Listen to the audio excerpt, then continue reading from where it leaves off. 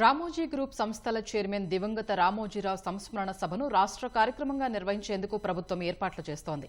ఈ మేరకు ప్రభుత్వం మెమో జారీ చేసింది. గురువారం నిర్వహిస్తున్న సంస్మరణ సభకు సీఎం చంద్రబాబు, వివిధ రంగాలకు చెందిన ప్రముఖులు హాజరు కానుండటంతో పర్యవేక్షణ కోసం 5 మంత్రులతో కమిటీ ఏర్పాటు చేసింది.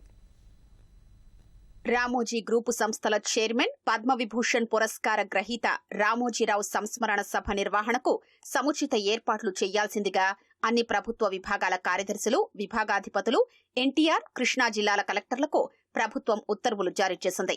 సమాజానికి, మీడియా, సినీ రంగాలకు చేసిన విశేష సేవలకు గాను ఆయన గౌరవార్థం సంస్మరణ సభను రాష్ట్ర కార్యక్రమంగా నిర్వహిస్తున్నట్లు ఉత్తర్వుల్లో తెలిపింది. విజయవాడలోని కానూరులో ఉన్న అనుమోలు గార్డెన్స్ లో గురువారం సాయంత్రం 4 గంటలకు సంస్మరణ సభ నిర్వహిస్తున్నట్లు తెలిపింది.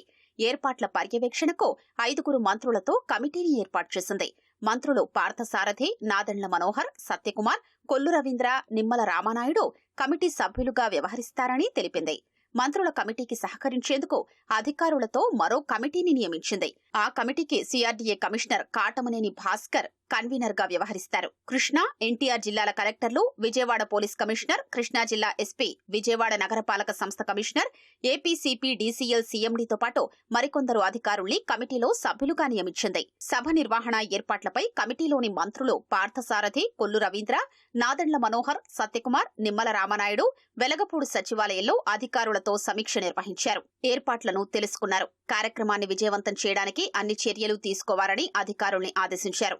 ప్రధాన వేదిక, దాని ప్రాంగణంలో చేస్తున్న ఏర్పాట్లు, హాజరు కానున్న ప్రముఖులకు వసతి, రవాణా, ఇతర ఏర్పాట్లను అధికారులు వివరించారు. రామోజీరావు జీవిత చరిత్రకు సంబంధించిన ఫోటో ఎగ్జిబిషన్తో పాటు ఆడియో, వీడియో ప్రదర్శన ఏర్పాటు చేయనున్నట్లు వెల్లడించారు. రామోజీ గ్రూపు సంస్థల చైర్మన్ రామోజీరావు సంస్మరణ సభను రాష్ట్ర ప్రభుత్వం ప్రతిష్టాత్మకంగా నిర్వహిస్తోందని మంత్రి పార్థసారథి తెలిపారు. దాదాపు 7,000 మంది ఆహ్వానితులు పాల్గొంటారన్నారు.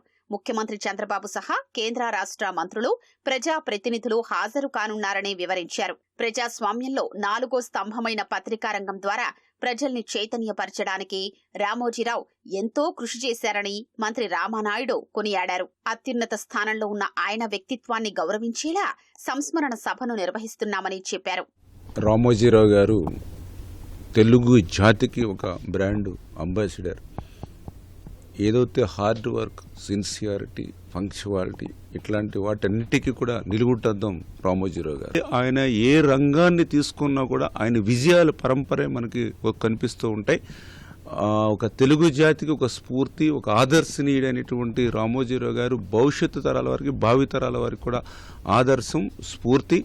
అందుకే తెలుగు జాతికి ఒక ఎవరెస్ట్ శిఖరం, అత్యున్నతమైన ఎత్తు స్థాయిలో ఉన్నటువంటి ఆయన వ్యక్తిత్వాన్ని గౌరవించేటువంటి విధంగా ఆ తెలుగు జాతికి నిలువుటద్దమైన తెలుగుదేశం ప్రభుత్వం కూడా మరి ఆయన సంస్కరణ సభను కూడా నిర్వహించాలనే ఆలోచనలో భాగంగానే రేపు 27వ తేదీన పెద్ద ఎత్తున ఈ యొక్క కార్యక్రమాన్ని తీసుకున్నాం.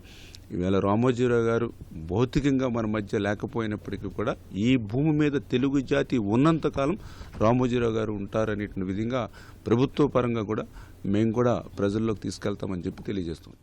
సభ ఏర్పాట్లను పెనమలూరు ఎమ్మెల్యే బోడే ప్రసాద్ స్వయంగా పరిశీలించారు. సభకొచ్చే వారికి అసౌకర్యం కలగకుండా జాగ్రత్తలు తీసుకోవాలని అధికారులకు సూచించారు.